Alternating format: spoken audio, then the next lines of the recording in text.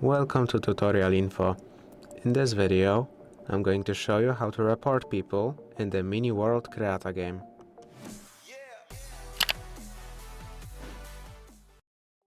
To report people, you can go into the Friends menu right here. Let's go to, for example, Recent, which will show you the players you've been in the same lobby with recently. Here you can tap on the user you want to report and tap Report. This will show up the report menu where you can put the different reasons why you want to report them and put in your reason. It has to be a minimum of 12 characters.